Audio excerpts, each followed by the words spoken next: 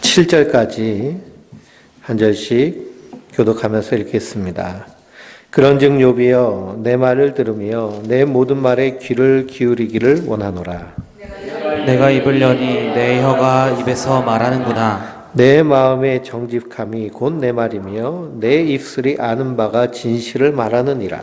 하나님의 영이 나를 지으셨고 전능자의 기운이 나를 살리시느니라. 그대가 할 수 있거든 일어서서 내게 대답하고 내 앞에 진술하라. 나와 그대가 하나님 앞에서 동일하니 나도 흙으로 지으심을 입었은즉 내 위엄으로는 그대를 두렵게 하지 못하고 내 손으로는 그대를 누르지 못하느니라. 7절입니다. 여기까지 읽겠습니다. 우리가 욥기를 통해서 함께 은혜를 나누는 것은 욥의 고난은 바로 예수 그리스도의 영이 그에게 임하여서 그래서 그리스도의 십자가를 미리 우리에게 보여주시는 그런 하나님의 은혜의 수단으로 욥에게 임한 고난인 줄 믿습니다. 까닭없이 오는 고난, 그 고난이 바로 예수님의 십자가의 고난입니다. 예수님이 십자가에 달려 죽으셨을 때 그 십자가를 바라보면서 수많은 사람들이 손가락질하고 조롱하고 또 어떤 사람들은 치열하게 토론하고 논쟁했을 것입니다.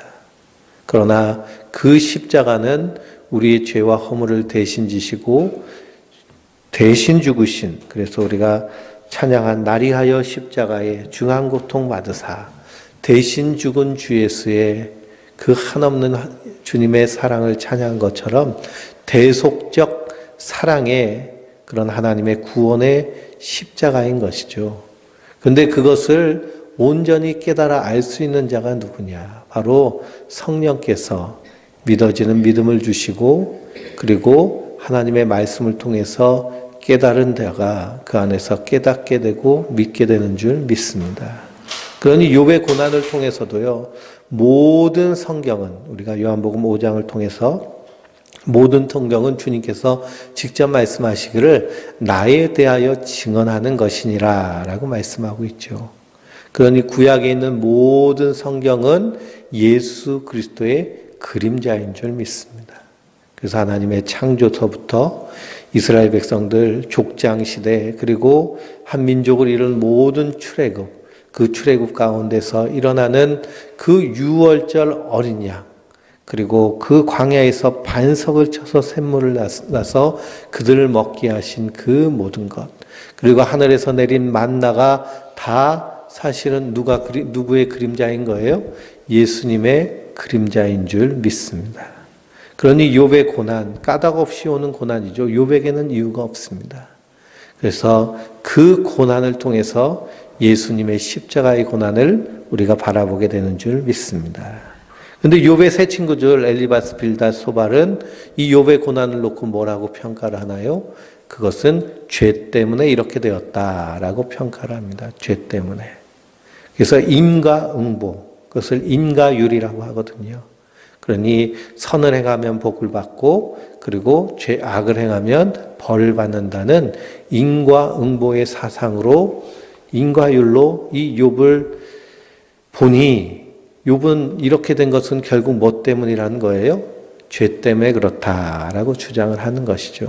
그러나 욥의 인내는 끝까지 그것을 인정하지 않는 것이 욥의 인내인 줄 믿습니다. 또 욥의 인내는 끝까지 누구 앞에서요? 하나님 앞에서 하나님과 씨름하는 모습이 욥의 모습입니다. 하나님은 그 욥의 모습을 인정하시고 받으시는 줄 믿습니다. 그렇죠? 우리가 우리 인생 가운데 이런 욥과 같은 고난이 한 가지만 오더라도 그래도 그 한 가지만 와도 그 믿음의 사람이요 딱 두 가지로 나눕니다. 하나는요 그냥 접고 세상으로 가는 것이죠. 하나님 어디 있냐? 나에게 이런 고난 주는 하나님이라면 나는 믿지 않겠다 하고 가버립니다.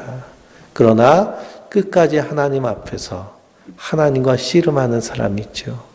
그 사람이 바로 하나님이 구원하시는 하나님의 택한 백성인 줄 믿습니다. 그래서 정말 믿음이 저 사람이 믿음이 있나 없나 알려고 하면 언제 보면 알 수 있을까요? 사실은 평안할 때는요, 다 서로 잘합니다. 그러나 고난이 닥쳐왔을 때, 정말 인생의 파도가 몰아쳤을 때, 믿음의 사람은요, 주님 앞으로 더 나아갑니다. 주님만 바라봅니다. 그러면서 환난은 인내를, 인내는 연단을, 연단은 소망을 이루게 되죠. 그래서 사도 바울도 그가 복음을 증거합니다. 복음을 증거하는 건 주의 일을 하는 거잖아요. 주의 일. 하나님의 일을 열심히 하는데 뭐가 닥쳐와요? 핍박과 고난과 환난이 닥쳐옵니다. 그래서 살 소망까지도 잃어버린 사형 선고 받은 것 같은 그런 마음으로 있을 때 그가 간절히 하나님께 기도할 때 그 고난 가운데서 받은 응답은 뭐예요? 사람이나 세상을 의지하지 않고 하나님만 의지하게 하시려고 나에게 이런 시련과 고난을 주셨구나라고 깨닫고 그렇게 고백하는 것을 보게 됩니다. 그러니 우리 인생 가운데 수많은 어려움이 있습니다. 근데 그런 어려움을 통해서 사실은 아픈 만큼 성숙한다 그런 얘기가 있잖아요. 그래서 우리의 믿음의 사람은 더 하나님 나라를 바라보며 이 땅에서 자꾸만 우리의 육체에 썩어질 구습을 버리는 모습으로 나아가는 것. 이것이 고난을 통해서 하나님이 하나님 백성들에게 주시는 은혜인 줄 믿습니다. 그래서 고난에는 여러 가지가 있는데요. 첫째는 내가 잘못해서 당하는 고난이 있고요. 두 번째는 이유 없이 당하는 고난이 있습니다. 그 고난을 통해서 그리스도인들은 예수님의 십자가를 바라보며 인내하는 자들입니다. 그리고 그런 고난을 통해서 이 세상에 소망을 두지 아니하고 하나님께 소망을 두는 하나님의 은혜의 수단입니다. 그래서 이 욥의 세 친구들이 죄로 인하여서 이렇게 됐다라고 할 때 욥은 끝까지 인내합니다. 왜 그러느냐? 이 성경을 읽어보면 구약의 선지자들이 하나님을 향해서 탄원하고 탄식하는 것이 있습니다. 그것이 뭐냐? 왜 하나님 의인은 고난받고 악인은 형통합니까?에 대해서 탄원하고 탄식합니다. 왜 의인은 고난받고 악인은 형통합니까? 그래서 유전무죄, 무전유죄라는 그런 말도 있잖아요. 돈 많은 사람은 죄를 져도요. 재벌들은 죄를 짓고 유죄 판결을 받아도 그래도 감옥에 들어갔다 어느새 금방 풀려나옵니다. 풀려나와요. 그리고 감옥에 갇혀도요. 사람들이 어떻게 해달라고 그래요? 풀어달라고 그럽니다. 풀어달라. 경제를 생각해서 풀어달라. 경제를 생각해서. 그런데 가난한 사람은요. 죄 지면 어떻게 하려고 그래요? 그냥 감옥에서 몇 년 있을 죄도요. 그냥 사형시켜버리라고 크게 소리치는 게 이 땅의 모습입니다. 그러니 의인의 형통, 악인의 심판, 이것이 하나님께서요. 하나님의 공의로 마지막 최후의 때까지 미뤄놓으시고 길이 참으시는 것. 그래서 이 세상은 여전히 악인이 형통하고 의인이 고난받는 모습들이 이 땅 가운데 있습니다. 그러나 하나님께서 하박국 선지자를 향하여서 하신 말씀은 무엇이냐? 참아 기다리라 라는 말씀입니다. 참아 기다리라. 베드로후서 말씀을 통해서도 뭐라고 했어요? 하나님 앞에서는 하루가 천년 같고 천년이 하루 같은 것을 너희가 알지 못하느냐. 그러므로 성도들은요. 하나님 주신 은혜에 따라 이 땅에 악인이 형통하는 모습이 있어도 하나님 보시기 그 악인의 모습은 어떤 모습이에요? 티끌과 같은, 들의 꽃과 같은, 들의 풀과 같은. 꽃이요, 사막에 비가 옵니다. 사막에도 비가 와요. 사막에도 비가 오면요, 비가 쫙 오고 나면은 해가 창하니 나죠. 그러면 그 모래 속에 숨어 있던 씨들이요, 발화를 합니다. 그래가지고 한순간 정원이 돼버려요. 그 모습이 얼마나 아름다운지요. 그래서 그것만 찾아서 사진 찍는 작가도 있습니다. 그럼 너무 신비로운 화원이 사막 가운데서 막 펼쳐집니다. 근데 그게 며칠 못 가는 겁니다. 금방 뜨거운 햇살이 내려쬐고 수증기가 다 증발하면 그 꽃과 풀들이 어떻게 되는 거예요? 확 시들어져서 결국 흔적도 없이 사라지는 그것이 무엇과 같다는 거예요? 우리 인생과 같다라는 것입니다. 그러니 하나님 보시기에는 정말 티끌과 같은 알파와 오메가 되신 하나님, 시간의 그런 차원을 넘어선 하나님이 보시기에 우리 인생은 그렇다라는 사실입니다.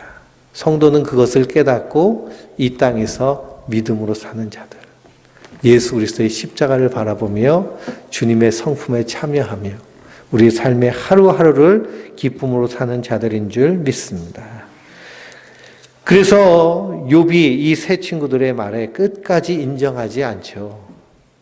그리고서는 엘리후라는 사람이 나타납니다. 그리고서는 32장 말씀에 분노하죠. 화를 확 냅니다. 욥에게도 화를 내고 욥의 세 친구들에게도 화를 냅니다. 욥에게는 왜 화를 낼까요? 네가 왜 어떻게 하나님 앞에서 의롭다 하느냐라며 화를 냅니다. 우리 인간이 죄인인데 어떻게 죄 없다고 하느냐 하면서 화를 냅니다. 그러면서 세 친구들에게는 왜 능히 이 욥에 대하여서 그 욥을 굴복시키지 못하느냐라고 욥의 세 친구에 대해서 분노하죠. 그러면서 이 엘리후가 욥에게 이제 말하기 시작합니다. 욥의 세 친구들은 고난받는 것은 죄 때문에 그렇다라고 하는데요. 이 엘리후는 좀 더 발전해서 욥 당신이 고난받는 이유는 하나님이 당신을 통해서 이 고난을 통해서 무언가를 깨닫게 하시려는 교육적인 뜻이 있는 것이다 라는 것입니다. 그래서 우리 많이 들어봤죠. 고난에는 뜻이 있다라는, 고난에는 뜻이 있다. 옥하는 목사님도 설교하실 때 고난에는 뜻이 있다라는 그런 설교를 하셨어요. 고난에는 뜻이 있다. 우리 인생 가운데도 고난이 오면 거기 반드시 하나님의 뜻이 있는 줄 믿습니다. 욥의 고난 가운데도 분명히 하나님의 뜻이 있습니다. 그러나 엘리후가 말하는 그런 뜻은 아닙니다. 욥이 당하는 이 고난을 통해서 주시는 하나님의 뜻은 뭐예요? 예수 그리스도의 그 값없이 주시는 십자가의 은혜, 십자가의 고난을 깨닫게 하시려는 하나님의 은혜의 수잔인 줄 믿습니다. 그래서 엘리후가 이제 욥을 책망합니다. 네가 어떻게 사람이면서 의롭다 하느냐. 그러면서 욥이 한 말을 가지고 다시 욥을 책망합니다. 그러니 욥이 한 말을 가지고 또 책망을 하니까요. 욥이 더 상처받고 더 어려움을 당합니다. 그러면서 욥은 이 엘리후의 말에 아무런 대답하지 않습니다. 그러면서 하나님을 향해서 탄원하고 결국 38장을 읽어보면 하나님이 폭풍우 가운데서 욥에게 말씀하십니다. 욥에게 말씀하세요. 그래서 엘리후가 무슨 말을 하느냐. 오늘 말씀을 보니까 3절 말씀에 뭐라고 하느냐. 내 마음의 정직함이 곧 내 말이며 내 입술을 아는 바가 진실을 말하느니라 라고 말합니다. 그러니 자기도 어떻다는 거예요? 자기는 정직하고 나는 진실을 말한다 라고 이렇게 자신 있게 말하면서 욥의 한 말을 가지고 욥을 교훈하려고 합니다. 그런데 이 엘리후 역시도 욥과 같은 고난을 당해봤을까요? 당해보지 않았을까요? 당해보지 않았죠. 만약 그가 이런 고난을 당했으면 이런 말을 할 수 없는 것입니다. 그러니 세월호 사건이 났을 때 그런 고난을 보지 못한 사람은요, 떠들어댑니다. 근데 그런 고난을 당한 사람들은 어떻게 하느냐? 그곳에 가서 함께 울어주고, 그리고 그 사람들 먹을 밥도 해주고, 설거지도 해주고, 청소도 해주고, 빨래도 해주고, 그런 행동이 일어나는 것을 보게 됩니다. 이 동병상련이라고 그러죠. 그래서 세월호 사건이 일어났을 때 가가지고 도와주는 자원봉사자들이 어떤 사람들이냐 봤더니요. 그 세월호의 부모들처럼 똑같이 자녀를 잃어버렸던 사람, 그런 고통을 아는 사람들이 가가지고 함께 울어주고 도와주고 설거지해주고 함께 있어주고, 자기도 그런 고난을 당해보니까요, 말이 필요 없다는 겁니다. 무슨 말을 해도 그것이 위로가 되지 않고요. 힘이 되지 않는 거예요. 그러니 가서 그냥 함께 있어 주는 것. 그것이 가장 큰 도움이고 위로나는 것이죠. 그런데 그런 고난을 당해보지 않은 사람들이 어떻게 하는 거예요? 입을 열어서 떠들어대는 겁니다. 사실 엘리후도 마찬가지입니다. 그래서 이들을 향하여서 욥이 뭐라고 하느냐? 너희는 재난을 주는 위로자구나 라고 말합니다. 위로한다고 말을 하는데요. 뭘 주는 거예요? 재난을 주는 겁니다. 재난을. 그러니 지금 욥의 상태가 어떤 상태냐? 몸에서 구더기가 피어올라올 정도로 산송장 같은 상태입니다. 그 상태의 사람에게 너 이런 말 했지 하면서 책망을 하면요. 그게 책망이 되겠냐라는 것이죠. 우리가 글씨로 봐서 그렇죠. 그 상황을 보면 사실 우리는 아무 말 하지 못하는 인생이 우리 모습입니다. 그래서 참된 위로는 어떤 위로냐? 하나님 주시는 위로인 줄 믿습니다. 욥도 하나님을 만나서 위로받았죠. 그럼 하나님의 사람의 성도는 우리가 어떻게 위로해 줄 수 있느냐? 그냥 아무 말 하지 않고요. 밥도 사주고 커피도 마시고 함께 해주고 그리고 재밌는 얘기도 하고 슬픈 얘기도 들어주고 함께 울고 웃고 하는 것. 그것이 위로인 줄 믿습니다. 괜히 그냥 몇 마디 하면서 좀 권면하겠다고 하는 그 말이요. 오히려 상처가 되는 수가 있습니다. 그러면 위로란 것은 함께 가서 함께 해주는 것, 권면해 주는 것. 그래서 심리학자들은요. 사랑에 대해서 얘기를 하는데 사랑의 표현 방식이 무엇이 되어야 되느냐. 첫째는 함께 있는 것이 사랑이라고 그럽니다. 함께 있는 것. 늘 함께 있는 것이 사랑이라는 거예요. 그 둘째로는 서로 이렇게 공감하고 공유하는 것이 사랑이라고 그럽니다. 상대방이 어떤 대화를 할 때 그것을 공감해주고 그리고 그것을 인정해주고 받아들여주는 것, 그것이 사랑의 그런 표현 방식이라는 것이죠. 표현 방식이라는 것. 그런데 부부간에도 부인이 뭐 좀 직장에서 안 좋은 일이 있거나 어디서 안 좋은 일이 있어서 투덜투덜대면 남편은 꼭 뭐 하려고 그래요? 예? 남편은 꼭 훈계하려고 그럽니다. 편을 안 들어주고 꼭 훈계하려고 그래요. 당신이 그래서 그런 거야. 그러면 오히려 막 열이 확 오르죠. 열이 흐릅니다. 그래서 남의 편이라고 해서 남편인가 보다 그렇게 얘기를 하기도 합니다. 그래서 함께 한 편이 되어서 함께 화내주고 기뻐해주는 그런 모습이 사랑의 모습인 줄 믿습니다. 우리 8절부터 12절까지 또 읽어볼까요? 한 절씩 읽겠습니다. 그대는 실로 내가 듣는 데서 말하였고 나는 그대의 말소리를 들었느니라. 이르기를 나는 깨끗하여 악인이 아니며 순전하고 불의도 없거늘 참으로 하나님이 나에게 잘못을 찾으시며 나를 자기의 원수로 여기사 내 발을 착고에 채우시고 나의 모든 길을 감시하신다 하였느니라. 내가 그대에게 대답하리라. 이 말에 그대가 의롭지 못하니 하나님은 사람보다 크심이라. 하나님께서 사람의 말에 대답하지 않으신다 하여 어찌 하나님과 논쟁하겠느냐. 하나님은 한 번 말씀하시고 다시 말씀하시되 사람은 관심이 없도다. 사람이 침상에서 졸며 깊이 잠들 때에나 꿈에나 밤에 환상을 볼 때에 그가 사람의 길을 여시고 경고로서 두렵게 하시니 이는 사람에게 그의 행실을 버리게 하려 하심이며 사람의 교만을 막으려 하심이라.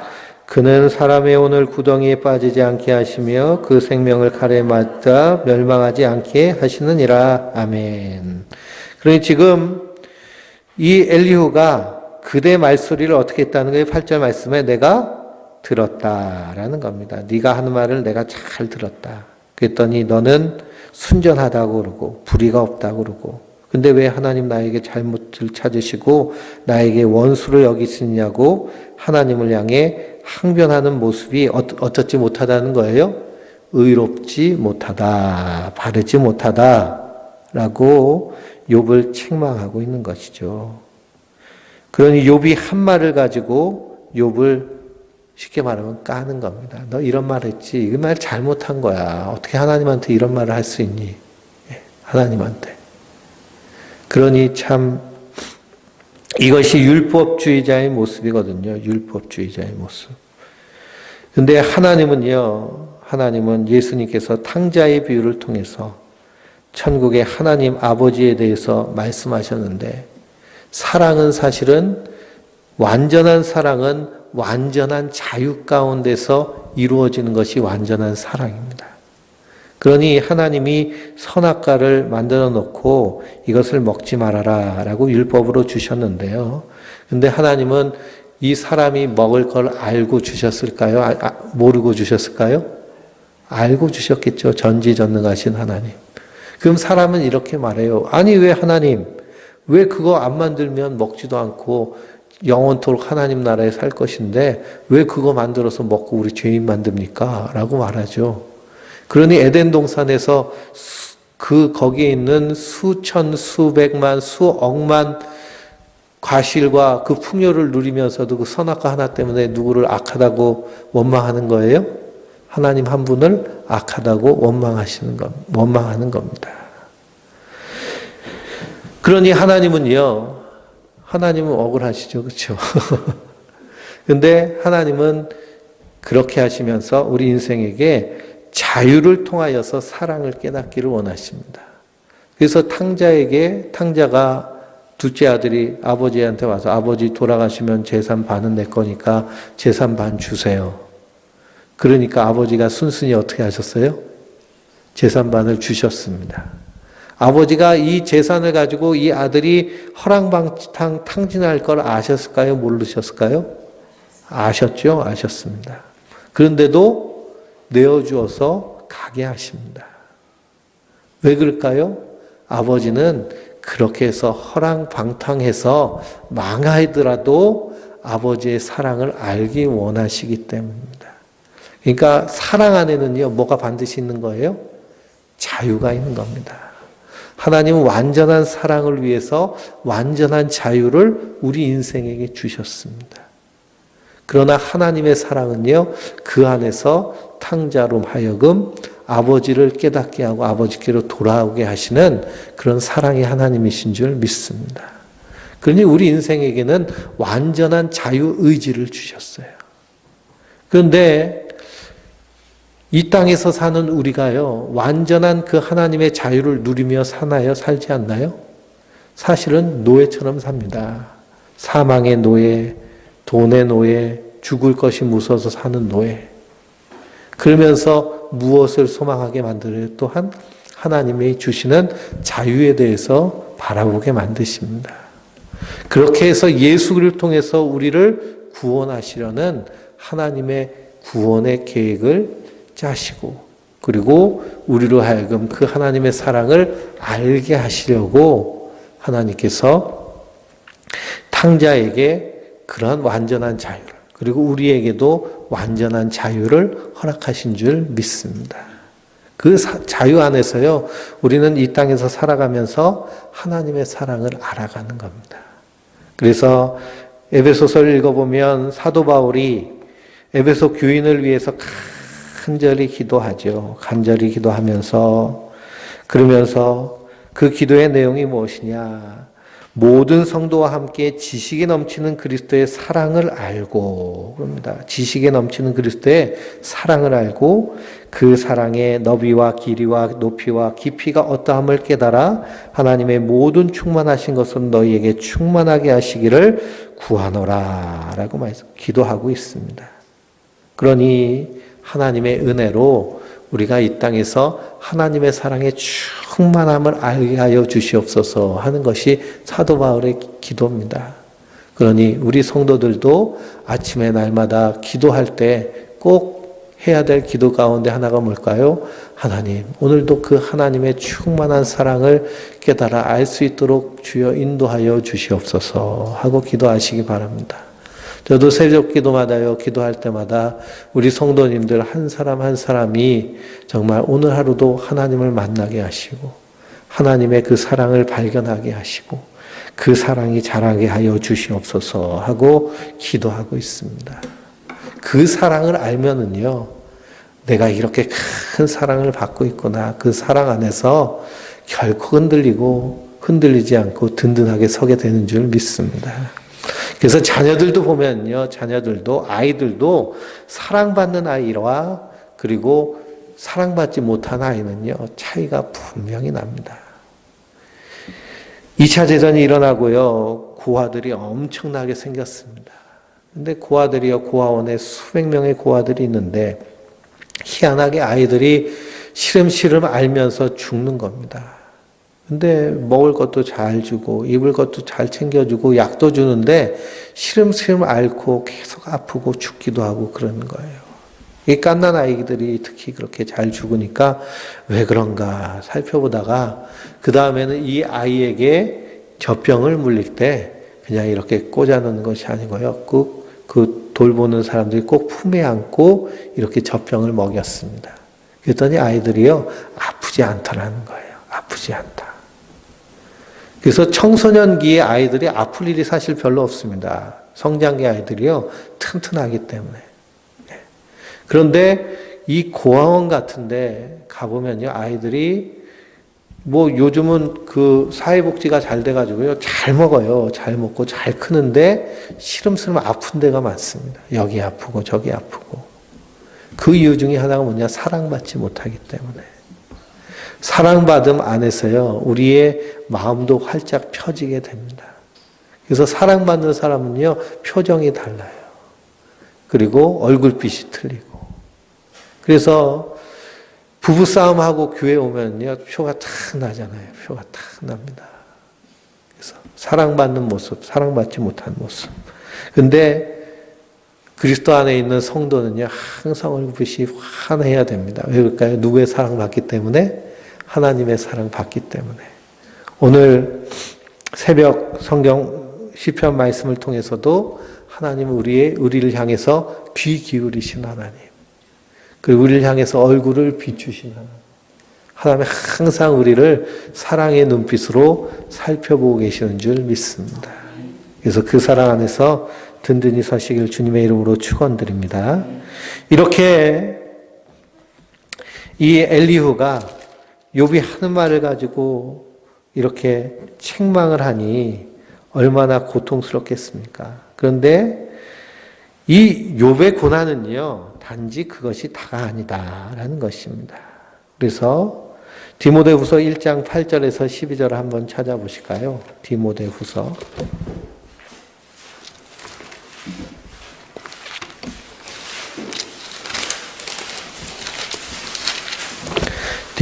1장 8절에서 12절입니다. 같이 읽어보겠습니다. 그러므로 너는 내가 우리 주를 증언함과 또는 주를 위하여 갇힌 데 된 나를 부끄러워하지 말고 오직 하나님의 능력을 따라 복음과 함께 고난을 받으라. 하나님이 우리를 구원하사 거룩하신 소명으로 부르심은 우리의 행위대로 하심이 아니요 오직 자기의 뜻과 영원 전부터 그리스도 예수 안에서 우리에게 주신 은혜대로 하심이라. 이제는 우리 구주 예수 그리스도의 나타나심으로 말미암아 나타났으니 그는 사망을 패하시고 복음으로써 생명과 썩지 아니할 것을 드러내신지라. 내가 이 복음을 위하여 선포자와 사도와 교사로 세우심을 입었노라. 이로 말미암아 내가 또 이 고난을 받되 부끄러워하지 아니함은 내가 믿는 자를 내가 알고 또한 내가 의탁한 것을 그날까지 그가 능히 지키실 것을 확신함이라. 아멘. 그러니 사도 바울이 복음을 증거하는데요, 디모데는 사도 바울의 제자입니다. 그런데 이 선생님이 복음 증거하면서 맨날 어디 갇혀요? 감옥에 들어갑니다. 그러니 디모데 마음이요, 살짝 실족함이 왔습니다. 근데 사도 바울이 그에게 편지를 쓰면서 6절 말씀을 보면 내 속에 있는 하나님의 은사가 다시 불일 듯 하기 위하여 너로 생각하게 하노니 라고 하면서 부끄러워하지 마라. 부끄러워하지 마라. 복음과 함께 고난받는 것이 부끄러운 일이 아니다. 그러면서 우리에게 주신 그 하나님의 은혜를 생각하여 보라라는 것입니다. 생각하여 보라. 그래서 그리스도의 대속적인 고난은 복음으로 인한 고난을 통해서 우리가 깨달아 알 수 있습니다. 그리고 욥이 당하는 고난도 그러한 주님의 십자가의 대속적 고난을 우리에게 보이는 말씀이죠. 그러므로 엘리후가 이렇게 여러 가지도 말하지만 결국 이런 말을 가지고서는 예수님의 십자가를 알 수 있을까요? 없을까요? 알 수 없는 것입니다. 그래서 34장 1절부터 9절까지 한번 읽어볼까요? 1절부터 9절입니다. 엘리후가 말하여 이르되 지혜 있는 자들아 내 말을 들으며 지식 있는 자들아 내게 귀를 기울이라. 음식이 붓을 맞은 불면같이 귀가 말을 분별하나니 우리가 정의를 가려내고 무엇이 선한가 우리끼리 알아보자. 욥이 말하기를 내가 의로우나 하나님이 내 일을 부인하셨고 내가 정정함에도 거짓말이라 하였고 나는 허물이 없으나 화살로 상처를 입었노라 하니 어떤 사람이 욥과 같으라. 욥을 비방하기를 물마시듯 하며 악한 일을 행한 자들과 한패가 되어 악의가 함께 다니면서 하늘을 하는 걸 기뻐하나 무익하다 하는고다. 아멘.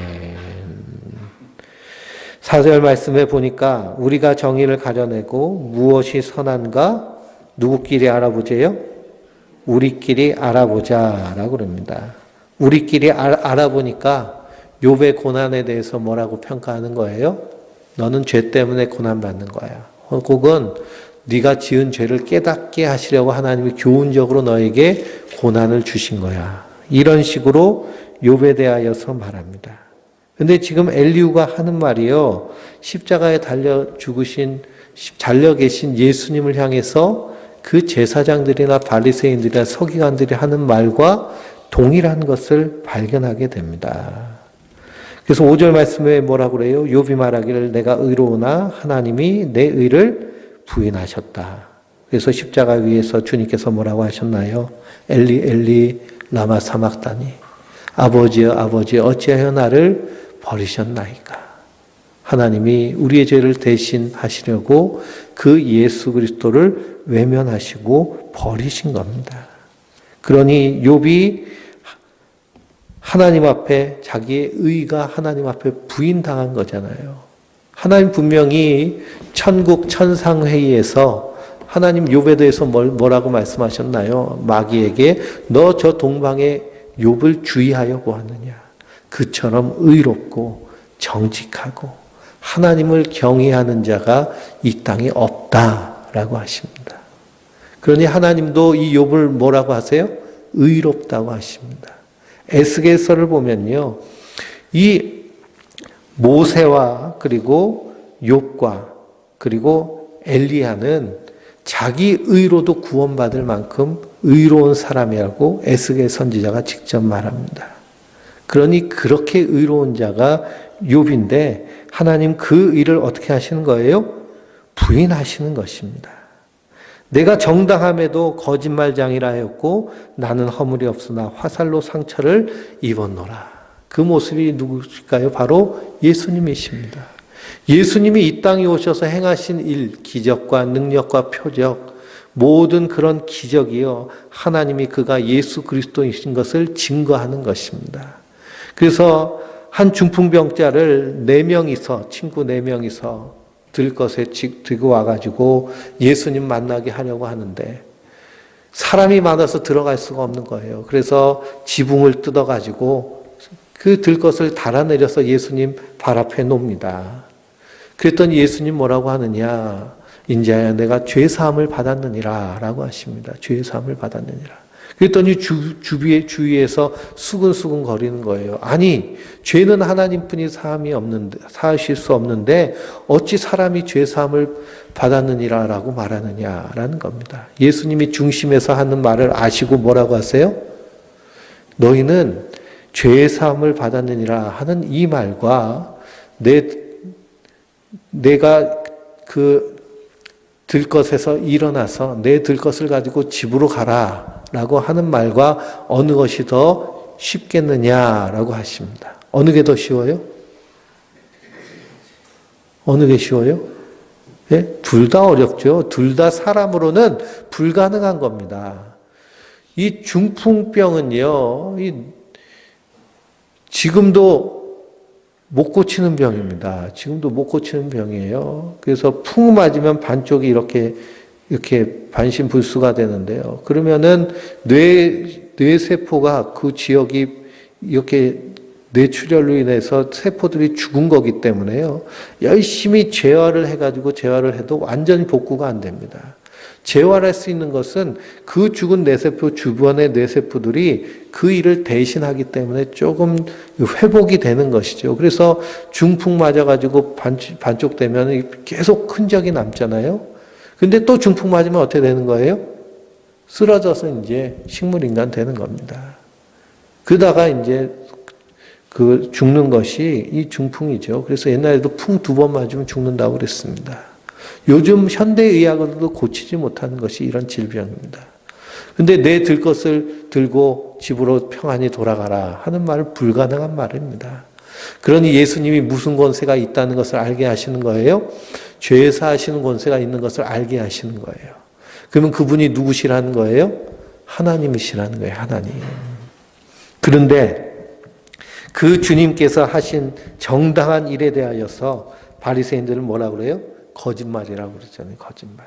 기적과 능력과 표적을 보면서도 믿지 않는 것입니다. 그러면서 뭐라고 비방하나요? 7절 말씀에 욥이 비방하기를 물 마시듯 하며. 예수님이 누구를 비방하셨어요? 바리새인들과 서기관들을 비방하셨습니다. 제사장들을 비방하셨어요. 그들을 향해서 회칠한 무덤 독사의 자식들아 라고 욕했어요. 유대인들을 향해서 뭐라고 하셨나요? 너희 아비는 마귀다 라고 하셨습니다. 요한복음에 분명히 너희 아비는 마귀다. 너희가 하는 말마다 다 거짓말이다. 그러니 비방하기를 물 마시듯 스스로 의롭다 한 사람들을 향해서 비방하시니 그 의롭다고 여기는 사람들 다 사회 지도층, 지배계층 그러니 거짓말하는 자라고 몰아붙이는 것이죠. 그러면서 악한 일을 하는 자들과 한패가 되어 악인과 함께 다녔다. 예수님 누구랑 같이 식사하셨나요? 세리와 창기와 그리고 죄인들과 함께 다니신 분 예수님이십니다. 그 이스라엘 당시 죄인은 어떤 사람이냐면 율법을 지키지 못하는 사람들, 안식일을 지키지 못하는 사람들이 죄인이에요. 안식일을 지키지 못하는 사람이 어떤 사람일까요? 안식일 날 일해야 되는 사람이 안식일을 지키지 못하는 사람입니다. 우리나라도 주 5일 근무제를 하지만 주 5일 날 쉬지 못하는 사람들이 있잖아요. 대부분 어떤 사람들이에요? 어렵고 가난한 사람들. 그 예수님 어렵고 가난한 사람들과 함께 다니시는 것을 향하여서 비방하고 그리고 욕을 합니다. 한패가 되었다. 이를 사람이 하나님을 기뻐하나 무익하다 하는구다. 이것이 결국 욥의 고난을 향해서 엘리후가 누굴 향해서 한 말과 똑같은 거예요? 예수님을 향해서 비난하는 말과 똑같다는 겁니다. 그러니 우리끼리 알아보자라고 하는 그 수준은요, 절대로 인과율을 벗어나지 못하는 것입니다. 그래서 우리의 모든 생각, 우리의 모든 사상이 다 사로잡혀서 누구 앞에 서야 돼요? 예수님 앞에 서야 되는 줄 믿습니다. 고린도후서 10장 4절에서 6절입니다.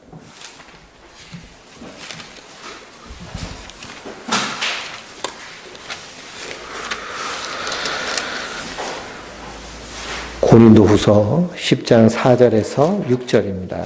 같이 읽겠습니다. 저기 296쪽입니다. 고린도후서. 우리의 싸우는 무기는 육신에 속한 것이 아니요 오직 어떤 견고한 진도 무너뜨리는 하나님의 능력이라. 모든 이론을 무너뜨리며 하나님 아는 것을 대적하여 높아진 것을 다 무너뜨리고 모든 생각을 사로잡아 그리스도에게 복종하게 하니 너희의 복종이 온전하게 될 때에 모든 족종하지 않은 것을 버리려고 준비하는 중에 있도다. 아멘. 모든 이론이 어떻게 돼야 돼요? 무너져야 됩니다. 하나님을 아는 것을 대적하여 높아진 것이 다 무너뜨려지고 모든 생각이 사로잡혀서 예수 그리스도께 복종돼야 됩니다. 그러니 내 개똥 철학이 다 무너져서 누구의 말씀만? 예수님의 말씀만. 예수님의 말씀이 아멘 하게 되는 것. 이것이 하나님의 백성이 이 땅에서 하나님의 사람으로 서게 되는 그런 모습인 줄 믿습니다. 그래서 사도 바울도 이제는 내가 사는 것이 아니요 내 안에서 그리스도가 사시는 것이다. 그리스도가 사시는 것이다. 그러니 엘리후의 이 말도 결국에는 욥의 고난을 바로 이해하지 못하고 알지 못하는 그런 자기끼리 알아보자라는 그 수준에 지나치는 것입니다. 그래서 우리가 하나님을 아는 것과 믿는 것이 하나가 되어 하나님 앞에 인정된 자로 부끄러움 없는 일꾼으로 하나님 앞에 드리기를 더욱 힘쓰는 자가 되라라고 사도 바울이 권면하고 있습니다. 하나님과 아는 것과 믿는 것. 아는 것과 믿는 것이요 별개가 돼서는 안 됩니다. 말씀과 삶이 하나가 돼야 됩니다. 성령께서 우리를 그렇게 인도하여 주실 줄 믿습니다. 그래서 바로 십자가를 바라보며 그 예수 그리스도를 믿는 믿음, 그것이 성경적 신앙. 그래서 하나님이 자기를 스스로 계시하셨기 때문에 우리가 하나님을 밝히 알 수 있는 것이죠. 절대로 우리 인생은요 하나님을 알 수 있을까요? 없을까요? 알 수 없는 것입니다. 왜 그러냐? 육은 육이고 영은 영이기 때문에. 영이신 그리스도께서, 영이신 성령께서 우리에게 깨닫게 하여 주셔야 말씀을 온전히 분별하고 깨닫게 되는 줄 믿습니다. 그러므로 욥의 고난을 통해서 예수님의 십자가를 바라보고 또 우리 인생 가운데 닥쳐오는 어려움이 있을 때 환난은 인내를, 인내는 연단을, 연단은 소망을 이루게 되는 줄 알미로다. 그렇게 인내하며 환난을 두려워하지 않는 이유는 무엇일까요? 하나님 때를 따라 돕는 은혜가 있기 때문입니다. 모든 것 합력하여 선을 이루게 하여 주시기 때문입니다. 그러니 성도는요 두렵지 않습니다. 그리고 예수님께서 뭐라고 하셨어요? 기도하라고 하셨잖아요. 기도하라고. 그래서 반드시 광야길을 걸어갈 때요 하나님 먹이시는 만나가 있고 메추라기가 있습니다. 우리의 인생길이 천성을 향하여 가는 광야길입니다. 거기서 자꾸만 어그려지고 틀어지고 열매 맺지 못하는 일들이 있으면 그것이 다 우리의 무엇이 될까요? 기도의 제목이 되는 줄 믿습니다. 주님은요 작은 것까지도 구하기를 원하십니다. 그렇게 기도하며 간구할 때 하나님의 놀라운 은혜, 인도하심, 채워주심이 있는 줄 믿습니다. 그래서 우리가 그 하나님의 은혜를 바라며 하나님 아는 것과 믿는 것이 하나가 되고 그리고 어떤 상황 가운데서도 기도하며 주님을 신뢰하며 나갈 때 주님께서 넉넉히 이기며 승리하게 하여 주실 줄 믿습니다. 그 은혜와 사랑이 우리 성도님들 위해 늘 충만하시기를 주님의 이름으로 축원드립니다.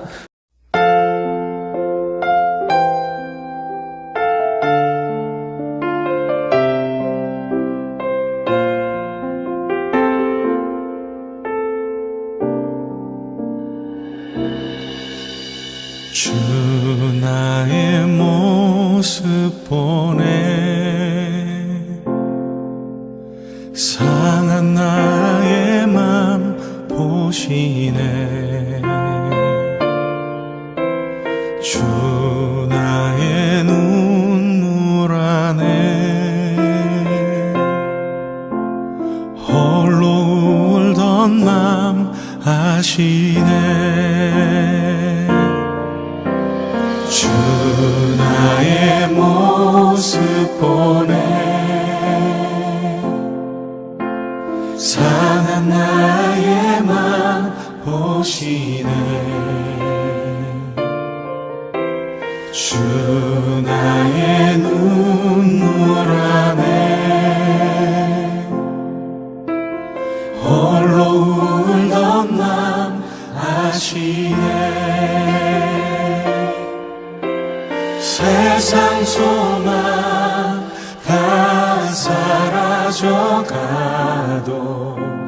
주의 사랑은 끝이 없으니 살아가는 이 모든 순간